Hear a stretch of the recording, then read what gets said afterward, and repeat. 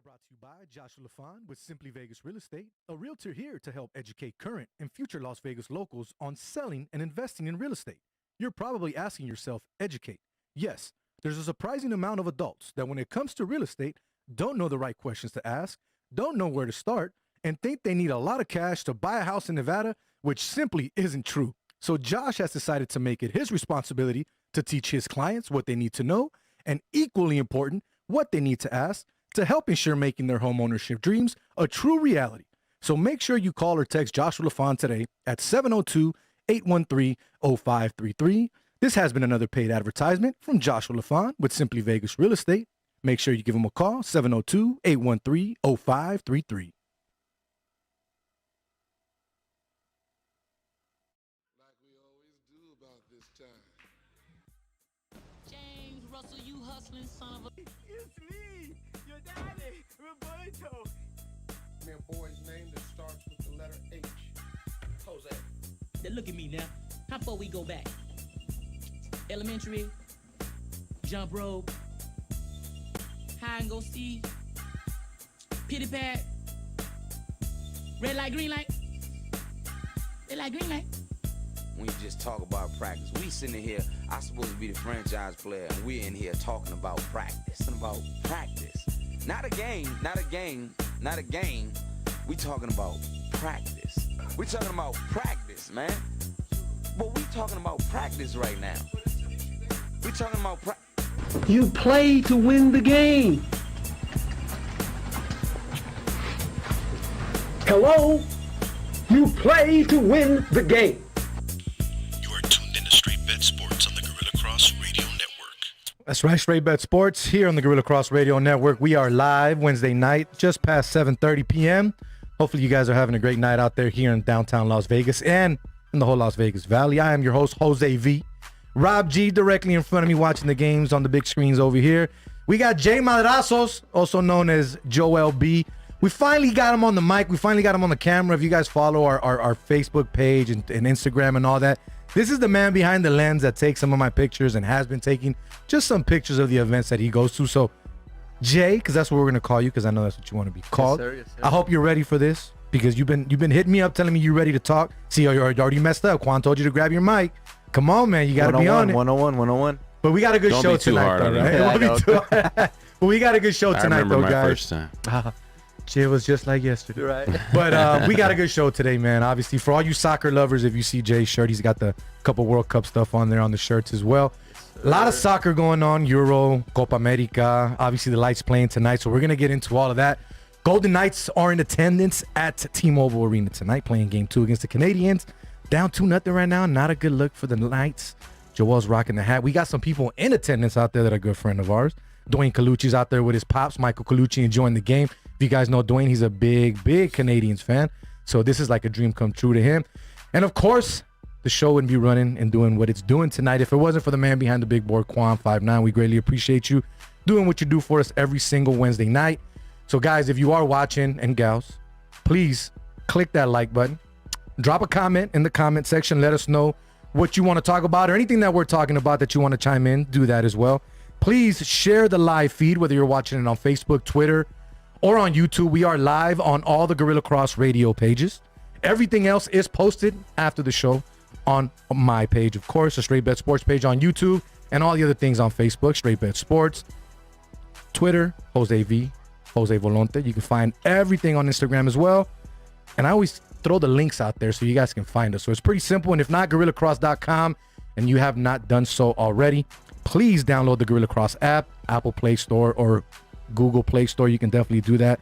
Fun show I just jumped off of, man, here earlier. Big shout out to Miss Ball and D of No Plays Off Sports Talk. We had CJ Watson on the show, which is pretty cool. NBA vet, if you guys know who that is. And local Las Vegas as well. But guys, we also got a new sponsor. You already know that, Rob, our boy, Eric Navarro. We're going to talk about that here shortly. We got a new segment that we're bringing up. We're going to jump in the barber chair, basically, with Eric later on and have that barbershop conversation. You know, sometimes when you're at the barbershop, you may be watching the TV or someone's chopping it up, saying something. So I wanted to see what Eric thought, what his thoughts were, if there's anything he wanted us to talk about. So he's got a topic for us. We're going to throw that out later and basically let you guys know a little more about Eric as well. But big shout out to Joshua LaFon as well, our main title sponsor of the show. We greatly appreciate you. Everybody chiming in. Eddie Martinez, Primo, I got to hang out with him this Saturday. We went to San Pedro Fish Market. If you guys have not been there, it was an hour wait because of everything going on with COVID and the whole switch over, but it was worth it. Drank a lot, ate a lot, had a good time. If you guys have not done so, California's already lifted everything as of the 15th. So it's getting hot. If you want to check it out, man, San Pedro Fish Market, bomb, right off the pier. Everything is fresh fish, shrimp, lobster. They got the garlic bread. They got the micheladas. Whatever you want, man. Trust me, it's a good look. So, Primo, it was nice seeing you. Nice seeing the fam and all my cousins out there, man. It was a great weekend. I got to do this. Big shout out, obviously, to my now 5-year-old son, Jordan Alexander Volonte. Had a birthday this past Monday. Little devil, man. He's 5 years old. Time flies. I can't believe he's already 5, but he keeps me and his mom's on his toes. So we greatly appreciate him. Love him to death. Can't wait to see what the future has and what the future holds for little man. Godfather right here in front. Make sure you hit him up the other day. We were out of town, but he still made the time to call him. But anyways, enough about that.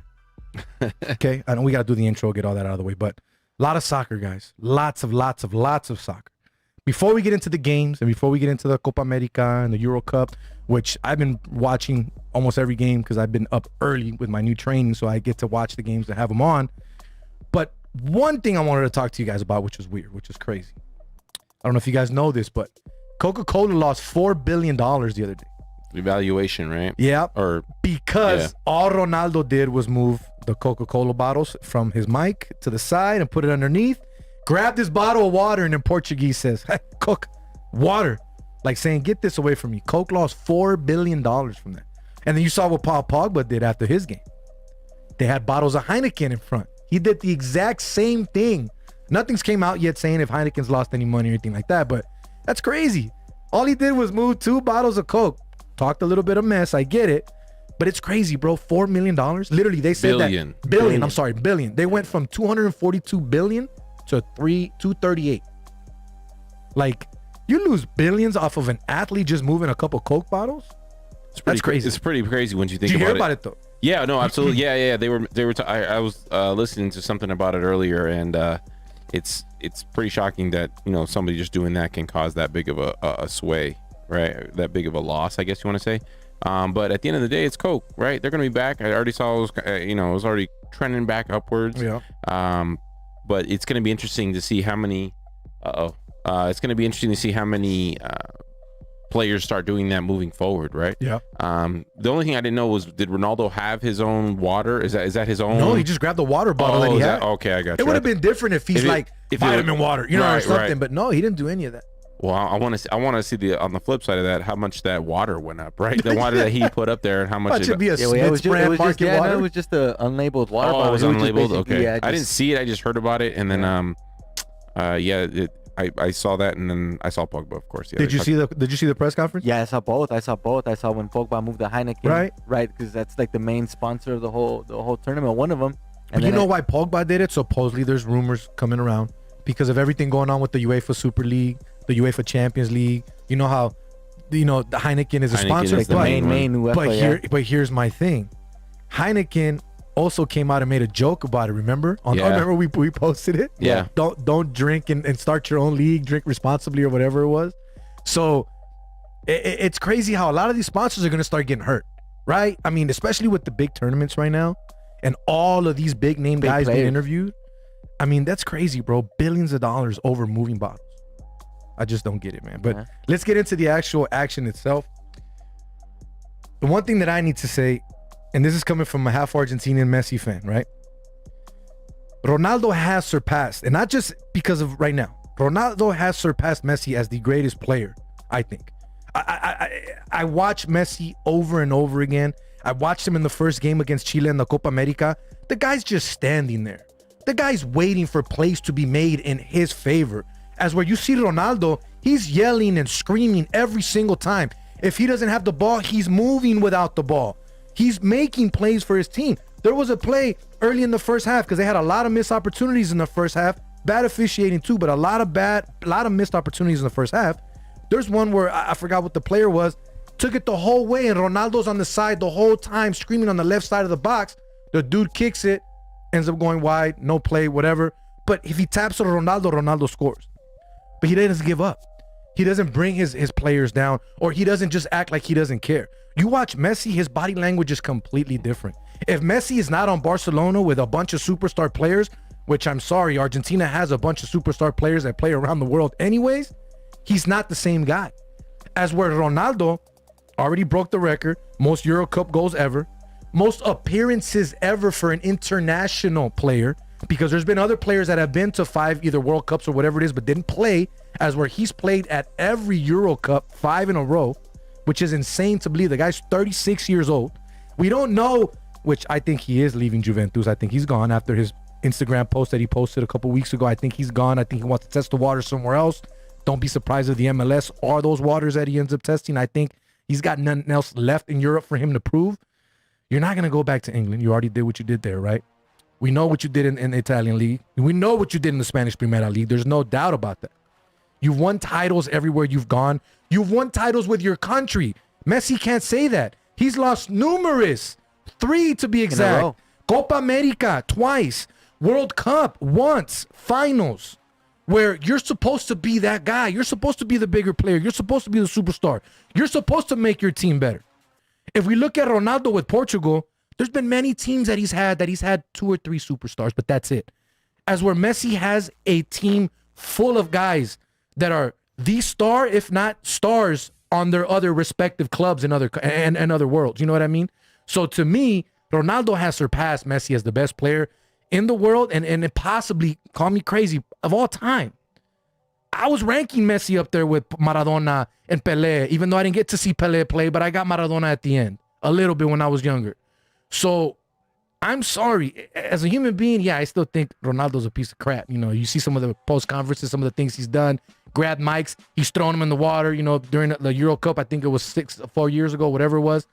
So as a player, though, as a soccer player, this guy is unbelievable. He's 36 and he looks like he's only gotten better with age. I mean, what do you guys think about Ronaldo? Let's be real. Go ahead, Jay. Yeah, no, that's true. It's like each year he keeps peaking. You know, like we haven't seen his prime. You know, he's hungry, ambitious each year, and like you said, collectively and individual, he carries Portugal.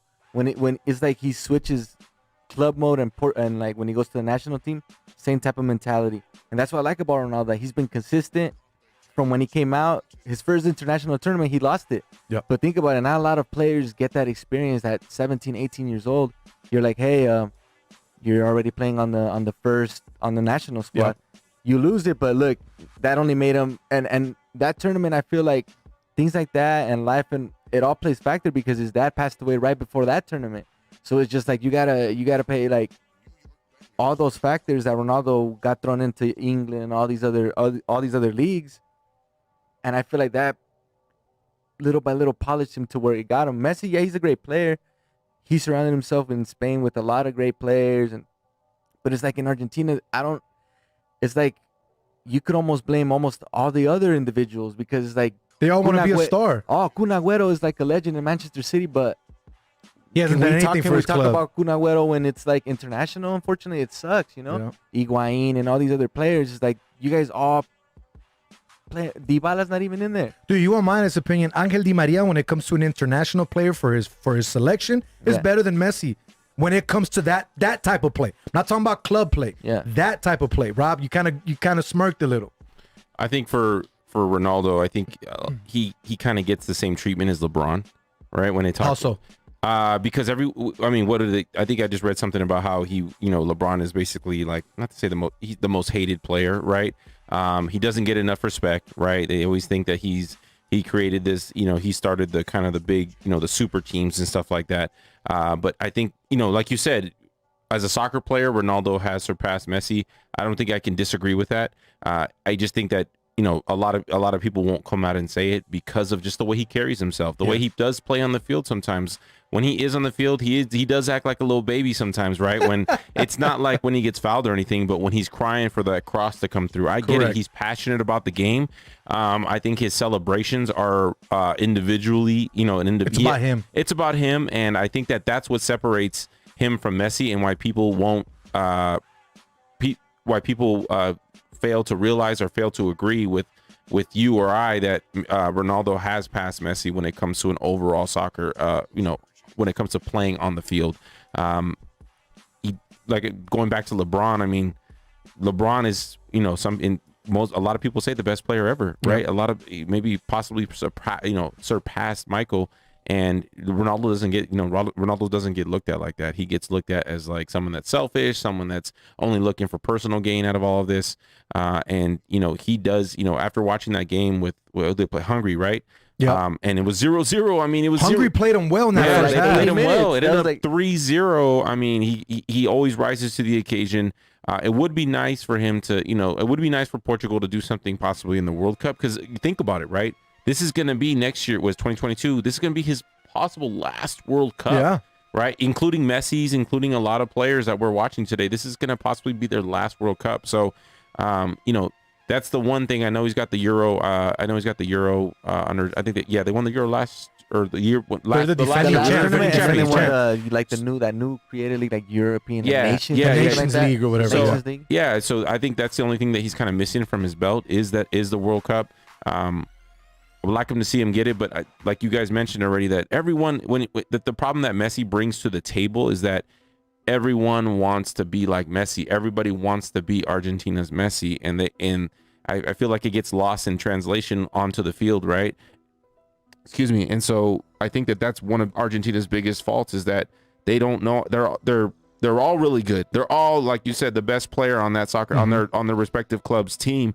And they just can't put it together when it comes to them playing. Like they don't, not say they don't have enough time to practice or play together, but it just doesn't happen when they get on the pitch. So the Euros are super interesting right now. Obviously, the games are going on every day during the day. It's super nice to watch them. Copa America's finally start to get going. I know we've had a few games already, but it's good to have soccer back full on and obviously leading into the World Cup next year. It is in November, December, but at least it's around the corner. Once again, you're tuning to Straight Bet Sports here on the Gorilla Cross Radio Network. Jose V, Rob G, Jay Madrazos, yes sir, and Quan 59 up in the building. Every time he says that, you should just say that in the background. Yes, sir. Yes sir. Just throw it out there every time. So the Knights scored. What are we at? 2-1? 3-1. 3-1. That was what Quan getting all excited. I know Quan clapped a little bit and then it changed. I thought it was they just hit 3-0. Oh, okay. No and way. so I was extremely pissed. So we need to get one before the third for sure. It's still second period? Timeout? No, that's So it. it's going in the third. Okay, going in the third. We'll see how it ends. Hopefully the Knights will win. Get that W. All right, We're good in the third. We're good in the third. Quanstradamus. I'll take that bet. I'll take that bet. You want? Wait. Hold on. Here we go. $10? Live bet on I Straight will Bet take Sports. $10 from you ASAP. Yes. No, but I said they're gonna win, so I'll be taking $10 from you. No.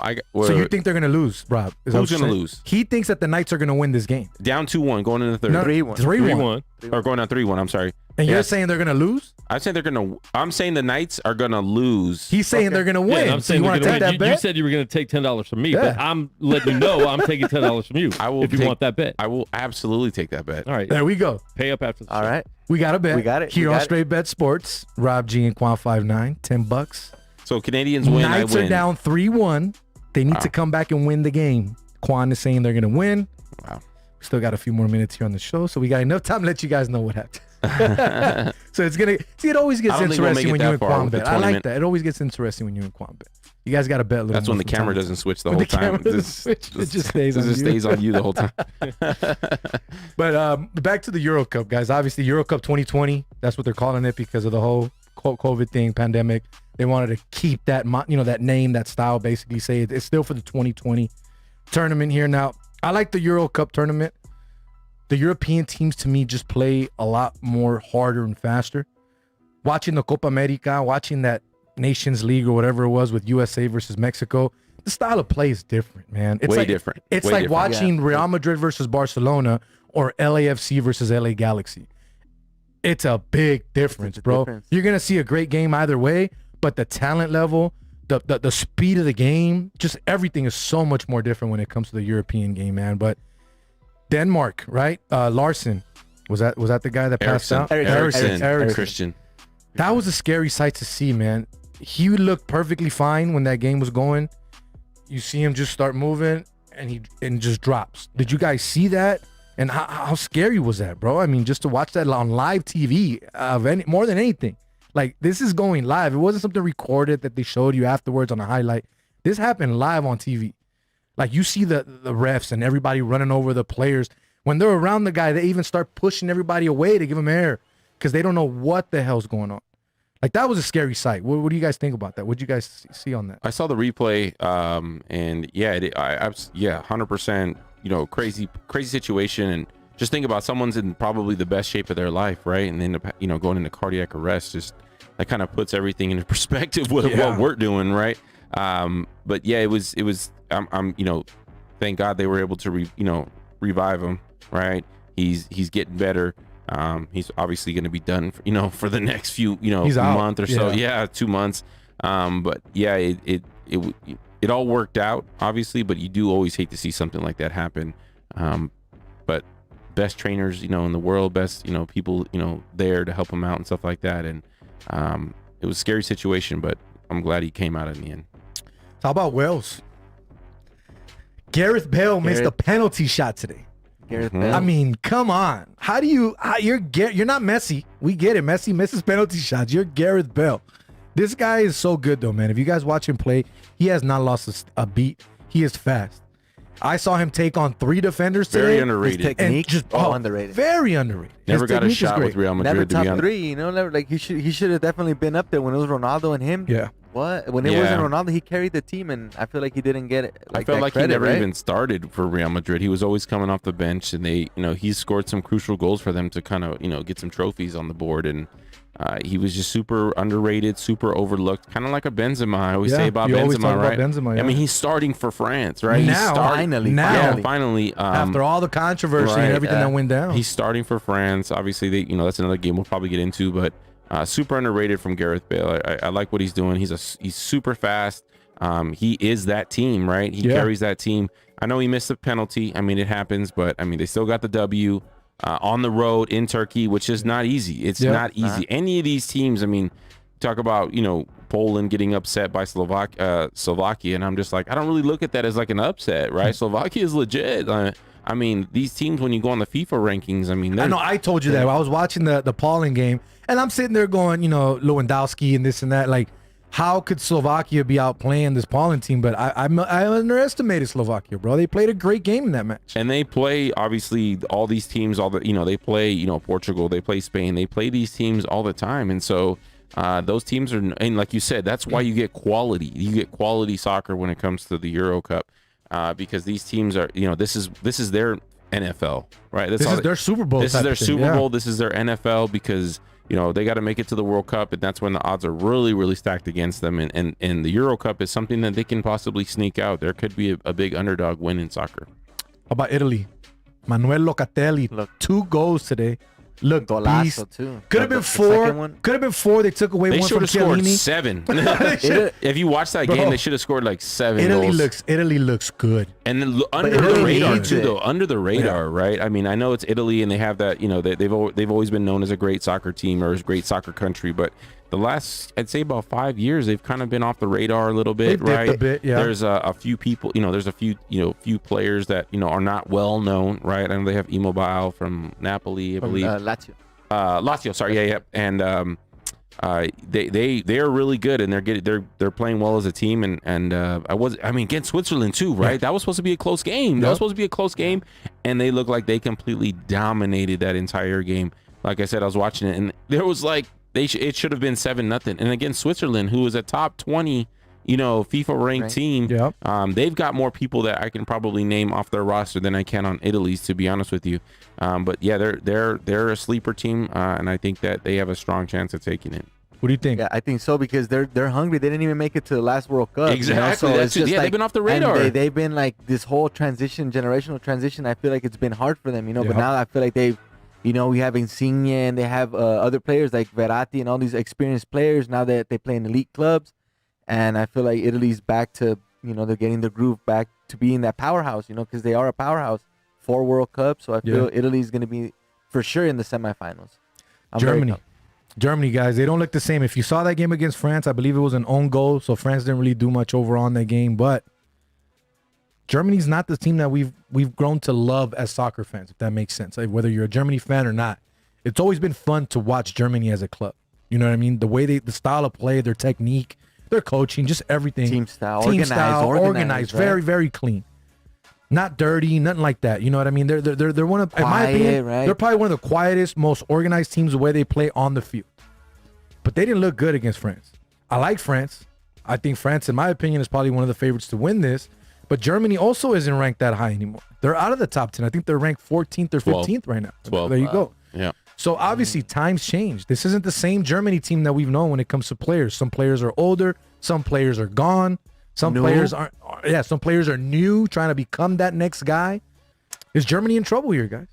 I think they've been in trouble since the World Cup. So the World Cup's next year, right? 2022. Yeah. So we're going on 3 years since the last World Cup, and when they didn't make it past they didn't make it past the group stage, right? When they lost to Mexico, they lost to South Korea. I think it was South Korea. Because we had, and then Switzerland too, I believe. Yeah, so I mean that's when the trouble started, right? And last World Cup. Yeah, last World Cup is when it all started, and because they were expected to win that, and they didn't even make it past the group stage, and so it is one of those things where the weight on their shoulders is heavy, right? Oh, yeah. When you look at Germany, the expectations are really up there, and so when it does weigh a lot on those players, and when they're not able to to live up to the hype and live up to what there's to the expectation, it can go down, and you can go down hard. You can really drop the ball, and I feel like they have. When we were talking about this game, before the France-Germany game, I told you Germany's just not the same team. Yep. They are not the same team. They've got some new players coming along. They are known as like to me, I don't think they're like a quiet team, but they are brutal on the they're tall, right? All the defenders super tall, super lengthy, and they're known as like a brute on the field, and that's just not how they're looking right now. They're looking like they carry themselves like they can be beat. And before they carry themselves like we're invincible. We live up to what the expectation is, and it's I think they're not too far away though, right? We're talking about Italy, about how they kind of fell off a little bit. I don't think we're going to see something like that from Germany, where it's going to be like a few years. Like they're too good of a country. They're too good of a country. They live, breathe, and it's all about they produce a lot of players. Exactly, they produce a lot of players. And the German league and stuff like that is obviously super big. So I don't see them falling off for as long as Italy did, but this is a little warm up prior to the to the World Cup, right? Yep. So I know it's the Euros and it's still a big thing, but if they can get it together and be ready for the World Cup, I think and be on pace, they can definitely take the World Cup, but not the Euros for sure. So if we're talking about getting ready and getting warmed up and teams that got to make impressions, Czechoslovakia, the Czech Republic played great against Scotland. I know Scotland's not the greatest. You see that goal? Russia, right? No. Which one? Oh, you talking about the one from like almost midfield? Yeah. Yeah. Oh, yeah. That was that game. That was that game. That's what I'm saying. Yeah, that was that game. I think that's the longest goal scored in an international tournament since like early 90s or something, they said. Like some crazy amount of time. Which if you saw it and you didn't catch it, great goal. Go ahead and check it out. Crazy. But the other team are they in trouble? The team that we known for years that they were the powerhouse for so long, and no matter what club, they wanted these players. Spain. Spain's not the team that we know from the past, bro. Let's be honest. They look like crap. They look bad against Sweden. I think they've been ever since. Their kind of downfall started after they won the World Cup, right? After they won the World Cup, that little 3-year window, they were to me they were the best team in Euro history. Remember, right? They Not had Euro, that one Europe streak history where they had won I don't know how many games without losing or whatever. They won the World Cup. They won the Euro. They were just unstoppable. And they have really taken a backseat when it comes to the quality of soccer that they're putting on the field. I don't know if it's just like I don't know what it is about Spain, but they're just not putting a good they're not putting on a good show on the field. And I think that they're way behind schedule, right? You figured it would have maybe take a couple years off or take a couple 2 or 3 years to rebuild, but again it's just not going their way, and they gotta figure it out. I mean, they weren't able to score against Sweden, which was a really good game. I did watch that game. They weren't able to score against Sweden, but I feel like the team, the teams that they're used to dominating, when it comes to the amount of talent on both sides, like it's catching up, right? The parity between these teams is not as big as it used to be, and Spain is just, they're late to the party, and they thought that their style of football was going to be able to carry them. Didn't continue. They thought this style of football, the tiki-taka was supposed to, kind of carry them and continue moving, and they didn't evolve, right? They didn't. I guess that's the best way to say it. They haven't evolved, and they I don't know what they're gonna. I don't think they're ready for the Euro, or I don't think they're ready for the World Cup. Brian Aleman, Las Vegas Outlaws, he chimes in. He goes, "This is their last chance to get anything, and it won't happen. Morata isn't the finisher they need, and their best defender is PK." I mean, they're going through it. It's hard to disagree with that. They're going and through they're it. old, like he said. He also said that they are old. Yeah, And they're riding that, that 08. The coattail. They're riding that 08 to 2012, that 4-year window when they were just unstoppable. And like I said earlier, the best. They were fun to watch. Let's be real. Not only that, the players that were on other teams, Real Madrid, Barcelona, they were so fun to watch. On point. Bro, I remember playing FIFA. If you want to talk about video games, I remember creating my team. Majority of the players were from Spain. You know what I mean? Like, that's just how good they were in that era. And they're not that team anymore. And it's crazy how it shifts. And it can shift. You can be that powerhouse. You can be that country that's known for always bringing that talent, that play. But then when you dip and you're not bringing that, it's like, what's going on here? Or is this normal? Is this just, it's going to last a little bit? Is it going to quit? But like you say, I agree. I don't think it'll be like the whole Italy thing. I don't think we're going to see that long of a drought. I think we'll see Spain get better. I don't think we're going to see them get better in this tournament, but I think we'll see them get better eventually as the time goes by. And like Brian said, Euro now, World Cup, and then the Euro all over again, like you said. So they got to get it right at some point, because you're in three big tournaments back to back to back. So it's going to be interesting to see how the soccer keeps going, man. I'm excited about it. I love it when soccer comes back, especially because the early one. I love international, obviously. I mean, the clubs is going on all the time, and to have international soccer back is really nice, right? Because I know a couple things were skipped last year and stuff like that with COVID. But I'm almost glued to the TV. I'm always checking on the scores and stuff like that. So it's good to have international soccer back. We got Uruguay, Argentina tomorrow, 5:00. That's going to be a good one. In the morning or in the afternoon? In the afternoon. It's in the afternoon. I'm excited for that one. It's back finally, and we love soccer. All three of us here, right? I mean, it's. For those that don't know, Rob and I, our actual teams are from the English Premier League. We root for Barcelona because he's a Suarez guy. I'm a Messi guy.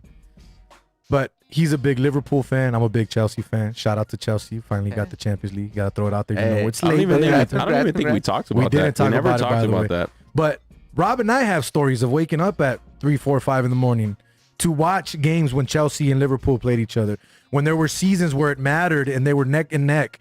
So the European leagues are just a lot more fun to watch overall, in general. The quality on the pitch is a lot better. Quality of the product. Unless I feel like it's like Copa Libertadores or like Copa America, right? But sometimes the Copa I haven't America, watched a Copa Libertadores in a while, bro. I'm not gonna lie to you. Yeah. I remember when I was younger watching it, because you had Chivas, you had the teams from Argentina, you had the teams from different clubs from South America and all that. I get that. But it's not that hype as it used to be, in my opinion. I think the European leagues and just the European style of play has overtaken a lot of the South American soccer, in my opinion. I mean, would you agree, disagree? I feel like, because I know you watch a lot more soccer than I do. Yeah, no, I agree. I feel like it's more promoted, the European soccer, but I do see like in South America and North America, we over here it's played more, I feel like, technical, and over there, like you said, and I agree with you, it's more aggressive, more fast paced.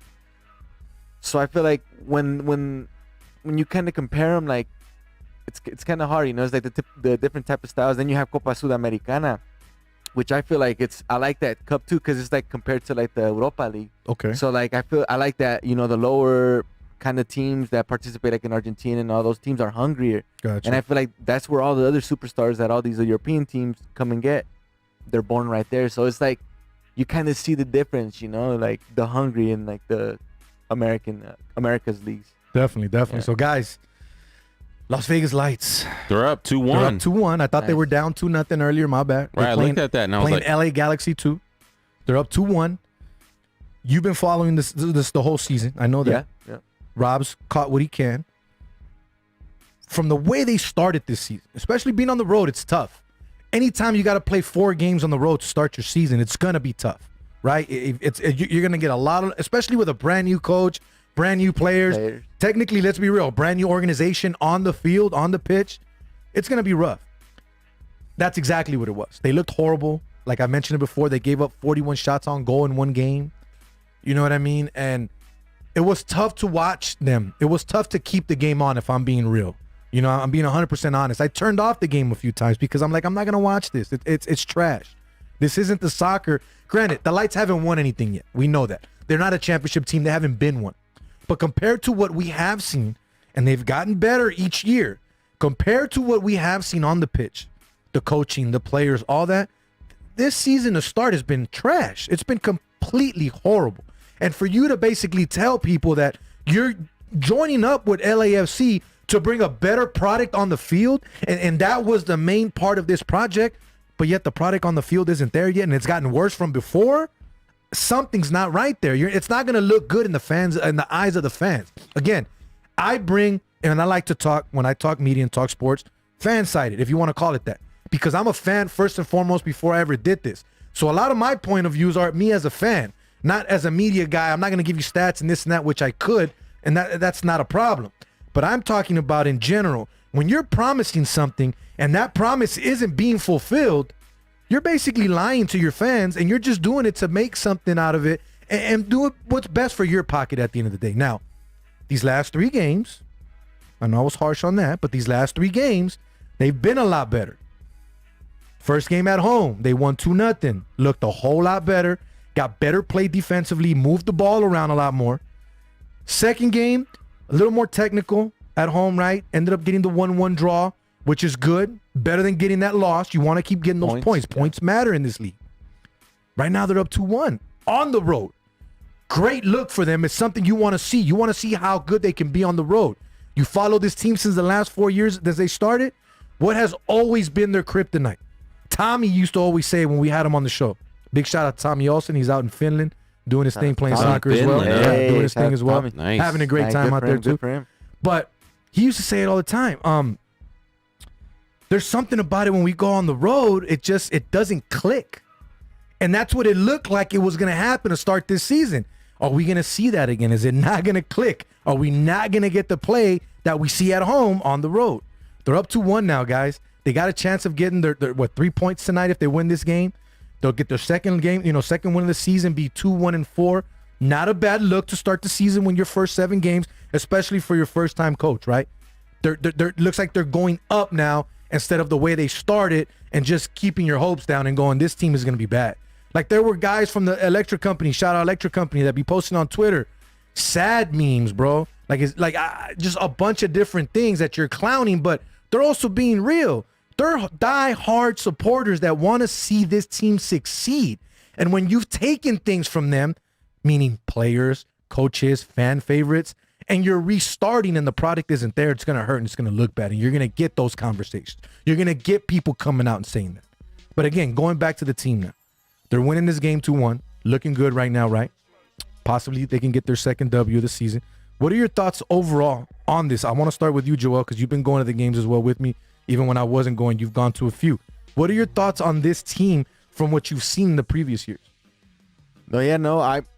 First off, I'm excited with the whole LAFC project. I feel like that's gonna take a while. I feel like for them to incorporate the whole style and the whole, it's a whole process. So with that, I feel like we should be a little bit more patient. But as far as with like how we've been seeing, like how we've progressed from the previous season, I do feel like this restart of the season, we're doing good. We're doing good, and with the new coach, I feel like he has a lot of experience. Just how we have previous coaches, right? Yeah, Eric Winalda. Shout out to Eric. But as far as how we're doing now, I feel like little by little, all these new players and the new LAFC players, they're all gonna mesh well, and time and confidence. That's how I feel about it. Time and confidence. I have patience. I have patience with them. I know we got time, Rob, but you got confidence? I got confidence, but what was going through my mind, when you were going off on your little rant right here, that I felt like I've heard about 3 or 4 times already. I think that the integration does need a little bit more time, right? Yeah. I understand that the product isn't as good as you want it to be, or the fans want it to be, but the integration of all this stuff, we didn't. If the expectation was that we signed with LAFC or we joined with LAFC, and then all of a sudden we're not a contender. I mean, I just think that was a little bit of a reach. Oh, I agree with that, 100%. And even when even when you talk about the product on the field, right? There's still a lot to be played out. There's still a lot of details to kind of to get down to the bottom of a lot of areas that have issues right now. And so I do agree with Jay. That was honestly was going through my mind when you were saying all that, is that this just needs a little bit more time. I know they're winning right now. They're winning this game, but my question to you is, knowing that, how long would you give that? How long would you give this team, when I'm talking about giving it a little bit more time to integrate and get all that stuff going, how long would you give them? So if you want me to be real, I don't like Brett's comments, meaning first, this is a 1-year contract type of thing when we had him on the show, and then when we went to the media event a few weeks ago, well, no, this is just 1 year for now, but it's also open to be more in the future. So you change your stance from there's only a 1-year thing, that's all we're gonna do, to now all of a sudden, oh, there could be more. Oh, we could keep it going. So if that's the thing, then yes, I think we need a full season without complaining to see what this team is gonna be. If you're gonna keep LAFC next year, then we need to see what Steven Sherandulu, what Coach Sherandulu is gonna do, right? We have to see that, and so that's what I'm saying. If you can guarantee us that yes, we are still going to continue this partnership with LAFC next year, then yes, I'll back up a bit, meaning can't complain as much because we're trying to get it right. Like you're saying, you said you need time to mesh with the players, get everything together. So, but as of right now, it hasn't been specified if it will be more than 1 year for sure. It might. I mean, I don't know if that answers your question. I was never under the impression that this was only going to be a 1 year thing, right? I mean, why would you go through all of this just to sign for 1 year, right? Up, yeah. So them, having, knowing that, I mean, I'm under the impression that this is not to say a lifetime thing, but it's going to go at least 4 or 5, maybe even 10 years, or maybe this is a permanent relationship.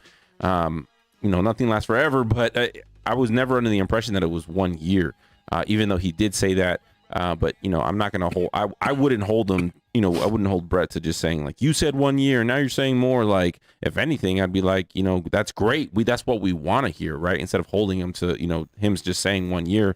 But I'd say give it a season, see how it works out. That would be my timeline. So I think all those expecting a brand new revamped product on the field, I don't think you're gonna get that just yet. So just be patient. Vegas is still growing. We're lights are growing. The Raiders are here. It's all moving in the right direction, right? The lights are definitely staying on. As Brett says. We have a fan base. We have people. We're moving in the right direction, though. We're moving in the right direction. And so we all got to be patient a little bit.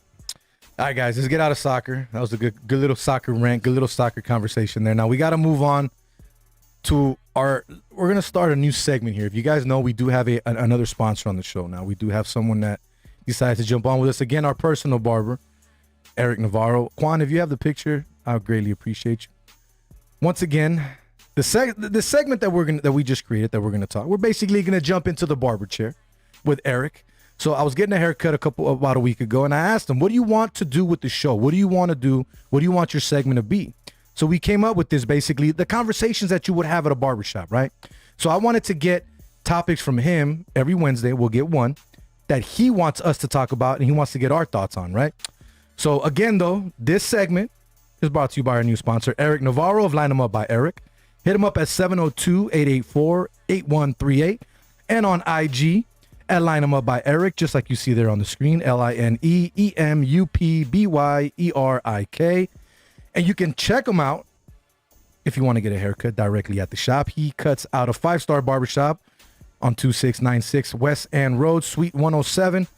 Once again, Eric Navarro of Line 'em Up by Eric, sponsoring tonight's segment and every Wednesday night moving forward as we jump into the barber chair. Now, guys, tonight's barber chair segment by Eric Navarro, he wants to know our thoughts on the Phoenix Suns. He basically asked me, what do we see the Suns doing in this next series because of the situations going on with Chris Paul?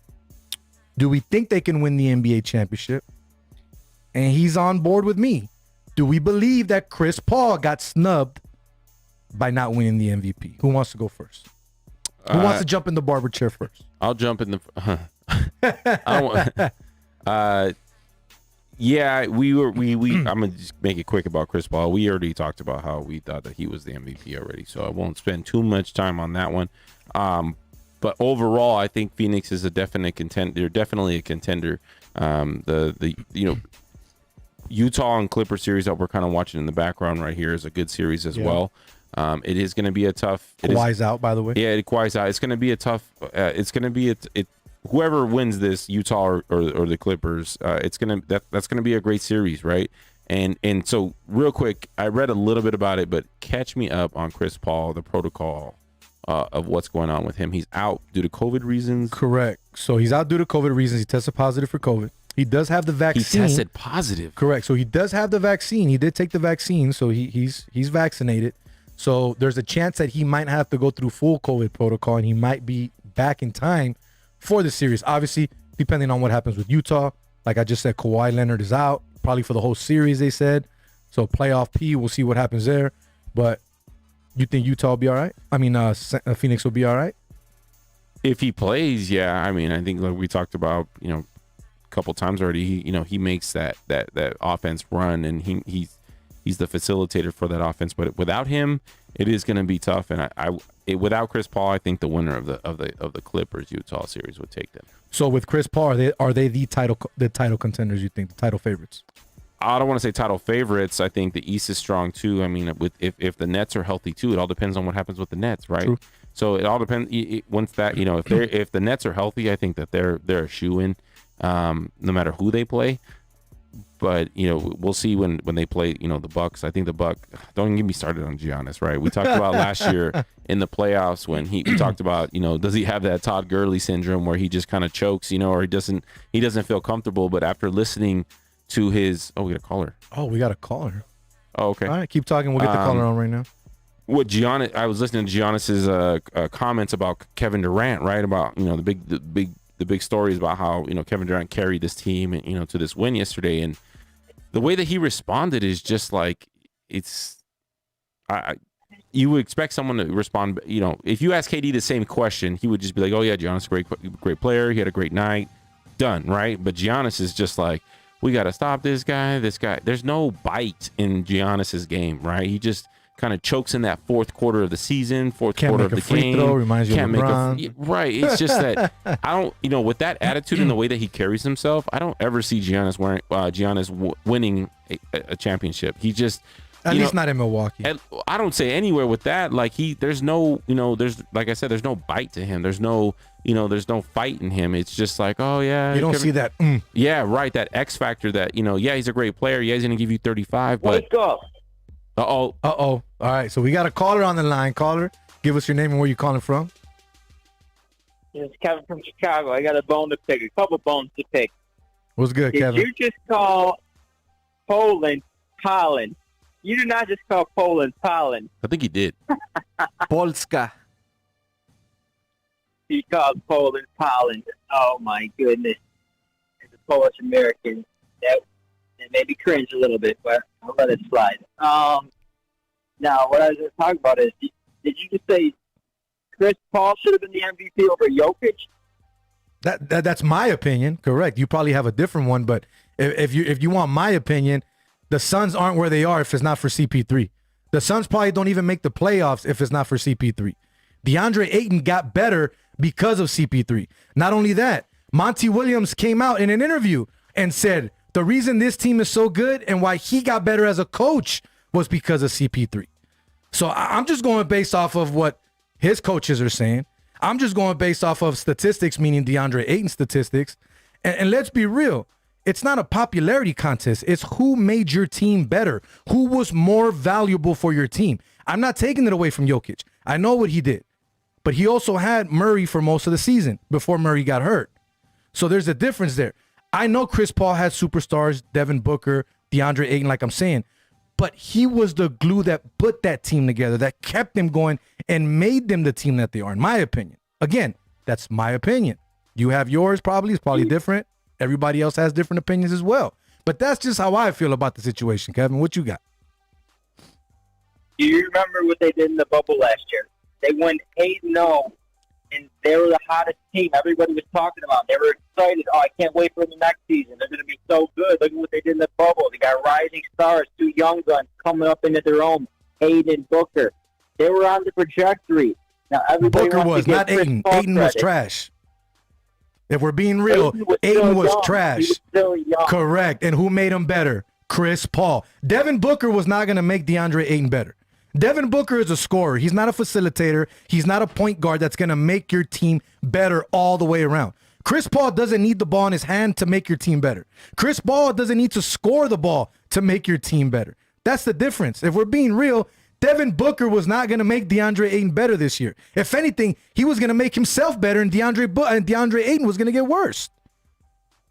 Yeah, that's because Devin Booker is a shooting guard. He's not a point guard. So, of course, you get a good point guard in there. He's going to make other players around him better. That's what point guards do. But the point is, Ayton was still young. He was still a young player, so you can't judge him when he's so young. He's going to get better. Everybody knew he was going to get better.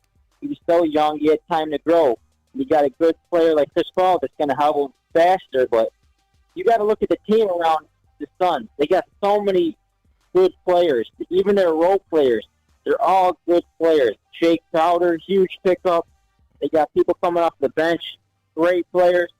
You look at the Denver Nuggets, and they got nobody. When Jamal Murray went down, he missed half the season. It's just Jokic, what he was able to do with that team. No question, he's the MVP. They shouldn't even have won the series with that team, Aaron Gordon. So I just think it's ridiculous. If he was so good, If he was so good, why did Denver get swept? One of the first MVP, I mean, let's be one of real. the first MVP to get swept, right, in a series? I believe so. Right? I think that's what it was. Quan, you got something to say? I definitely got something to say. White people have to stick together tonight, Kevin. He said DeAndre Ayton was trash last year, which actually this year was DeAndre Ayton's worst year in his 3 years in the NBA. He averaged 14 points a game. Last year he averaged 18. His rookie year he averaged 16. He only averaged 10.5 rebounds. Last year he averaged 11.5 rebounds. 1.9 assists last year, 1.4 assists this year, 0.7 steals last year, 0.6 steals this year. He had to do less. Overall, of course, he had to do less. Overall, this was his worst season in the NBA statistically. Correct. So he had to do less. He was not trash last year. He had to do less. In his second year, he was not trash.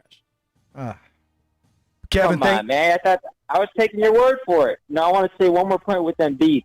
Go for it. Embiid, man, this is the problem with that beat. He's got that big, explosive muscles.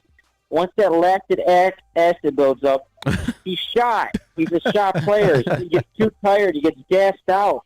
It's like he's a completely different player in the second half. He fell apart. The past 2 games looked so dominant, and then the second half comes, and he's a shot player. I want you guys to talk about that because it's just crazy to see him fall apart like that, and I blame it on conditioning. Just conditioning, straight up. I'll leave you guys to it. Take it easy. Thanks, Kevin. Appreciate the call. Appreciate you I do listening. agree with and Kevin on watching. that last point. I do agree that Embiid is a shot player. I mean, just watching his body language, yeah, he's a big man. Yeah, he can bang with the best of them, but his overall, just the way he carries himself, like I say about other players, is just not there. And there's just those teams that just are cursed, right? I feel like Philly is cursed. They were the ones that started that. Trust the process, right? Yeah. They're the ones that started all that before other teams started saying, trust our process, trust our process. So, what they've had, they've been knocking on the door of the NBA finals for how many years now? I just don't. And that's why, players don't stay, players don't want to play there. Players don't, they end up leaving, right? Yeah, they got a good shot at it. Ben Simmons was a no-show in this game. Philly is just not where it's at right now. And I don't really see any future or anything bright in their future. Do they have to break those 2 guys up? No, I don't think so. I think you have to keep Simmons and Embiid together. I think if you look at from a Shaq and Kobe type scenario, you get rid of Embiid. You keep Ben Simmons with Ben Simmons has a brighter future.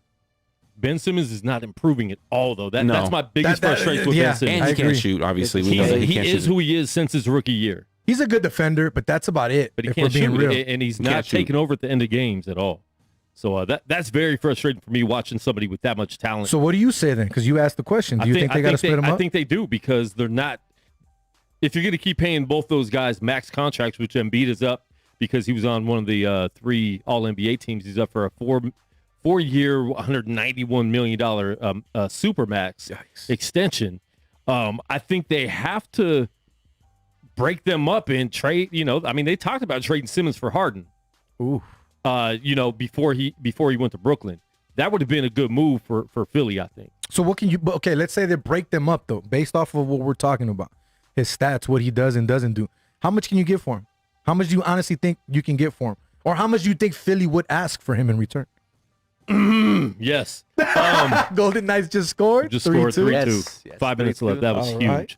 That was huge. Always Go third Knights, go. period. We Go got Knights, it. go. I told you. See, Rob, hey, you didn't throw no About $10. stipulations. I hope You didn't so. say I you hope didn't say so. within 60 minutes or overtime. No, of course not. But anyways, yeah, you were saying. But I do think you can get a lot for Ben Simmons still, because I think people are high on him, thinking that he could be one of the next best players still, So you can still get a lot for Ben Simmons. Are you going to get another star? I don't know. But for that money, do you just surround Embiid with like another really good player and a couple shooters?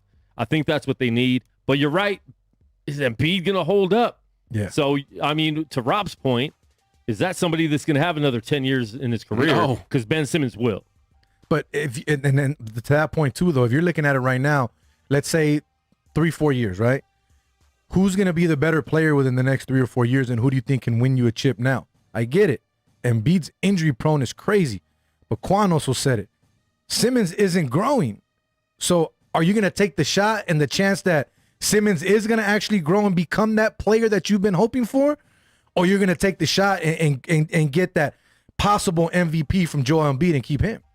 You know what I mean? It's a great question, and it's tough. Who do you get rid of if you end up getting rid of one? I don't think it'll happen right now, but if it does, it's I not don't working. See it. Correct. It's not. If It's they not. want to win the championship, it's not working. And tonight proved that. You're up almost 30 points, I believe it was at one First point. half, yeah, the first half. But yet these guys come back. I mean, you cannot in these playoffs give credit to Trae Young. You cannot underestimate this kid nor this team. Look what he did to the Knicks. This team is playing great. I mean, obviously they have some games where you scratch your head and go, didn't they just look super good? And then all of a sudden they don't look like they want to play. But you know what? Atlanta's quietly creeping in the East. I still don't think they could get past some of the bigger guys. I don't see them getting past Brooklyn if they end up going to that. Quan getting a little quiet over here, jumping up. But yeah, I mean, it's gonna be interesting to see. So I'm glad you brought that up, Quan. Great question. Juan's Seriously, so focused, we're an hour past our time. we've been on the air for 2 hours. You were now. 2 hours going out to OT now, right? We're in the third We're in period. the third Oh man, but yeah, man, we're almost running out of time here. We had a good show today, fun stuff, man. Like I said, no special guests tonight, just the boys chopping it up, talking some soccer, getting some bets in here. If you guys saw the game earlier, Atlanta did pull it off. Like we said, they came back and beat Philly, so now they're up 3-2 on that series. Utah Jazz right now, I believe they were up as well a minute ago when we saw that. yeah. They're trying to take that lead 3-2 as well. That series is tied up. Kawhi Leonard is out for the rest of the series. Possibly comes back in the Western Conference Finals if they make it that far. I want to see Utah and Phoenix. I hope that happens. I think it'll be a great series. I think the teams match up well overall with the players With that Paul they have. healthy. With Paul. Correct. With Paul not in protocol, of course, obviously. And this series going 7, because that's going to help Chris Paul even more. The longer this series goes, the more time he has to get out of that protocol. But Good observation. I'm gonna keep that in mind. because Rob likes the conspiracy theories and what's gonna happen and what's gonna go far, man. But appreciate everyone that's a part of the show, everyone that was a part of the show today. I'm gonna throw it out there because Quan's been trying to push me to do this, so I'm gonna put this person out there and make sure that they don't back out of it. Big shout out to Chaos Williams, Chaos the Ox Fighter Williams, UFC fighter. He's fighting this weekend on Saturday here in Vegas at the Apex. Been talking to him for months now, leading up to the fight, before the fight was announced. According to him, we're going to have him on the show next Wednesday. So hopefully, like he says, in his words, I'm going to quote him, once he catches this body, then we'll have him on the show. So hopefully we'll have him in studio, though. Hopefully he hasn't left Vegas. I'm going to put him out there. I'm going to let him know, hey, man, you promised me, so we're going to get it done. But he's a good guy, man. Best of luck to Chaos the Ox Fighter Williams. And then I got to give a big shout out, man. Brandon Moreno, first Mexican-born UFC champion, beating Edison Figueiredo when a lot of people didn't give him a chance. A lot of people thought he wasn't going to win this fight. If you saw the fight, he came out and was just technically sound. He was great. He fought the fight he needed to fight, got the win by submission. He's from Tijuana, Mexico, which is cool. I got a lot of family out there. My mom was born, lived out there for a long time. So I got a little teary. I got a little emotional. I'm not going to lie to you. You know, it's a good feeling when you see that. You know what I mean? Fighters come from all shapes, forms, colors, and all places around the world, man. So anyone can win it. Don't ever let nobody tell you that you can't. But guys, we're coming to the end. We are pretty much done. Jay, congratulations. Your cherry's been popped. There it is. I appreciate you guys having me on the show, and you know, we're gonna be on here more consistently. And, Hopefully we do it more. talk more. If you guys do not know, he does run the Straight Bet Sports Facebook page. He's going to be posting a lot more stuff there. He's going to be hitting up Aviator games, Aces games, Lights games, anything happening in Vegas sports related. We're going to be having Jay go out there. If we can't make it, he will definitely be out there. But you guys got any final words tonight? Anything else you want to say before I get to my Rob's favorite part of the show, my final quote of the My evening? absolutely favorite part of the show. No, it's good to have Jay on. You know, finally, you know, sitting in the background for a long time, taking pictures, and I'm excited. If he wants to, you know, the three amigos, we can do this. We're gonna do it. Yes, sir. Yes, sir. We're gonna do this. As long as you're not nervous no more, like you was today, and you Stop. get it. Like I said, leave him alone. Leave him alone. We all been there. I think we got our Stugats, our stat guy. But nah, man, greatly appreciate you guys. But let me go ahead and end with this, man. I've learned this the hard way. Rock bottom can teach you things that the top of the mountain never could. I've been there. I lived it. It's tough, but trust me, being at the very bottom is somewhere you don't want to say you never want to be, because you're going to be looking up and you're going to learn a lot more about yourself and where you do want to be. Till then, this has been another episode of Straight Bet Sports here on the Gorilla Cross Radio Network. For Rob G, Jay Madrazos, Juan 59, I am Jose V. Till next week, we are out. Peace. See ya. See ya.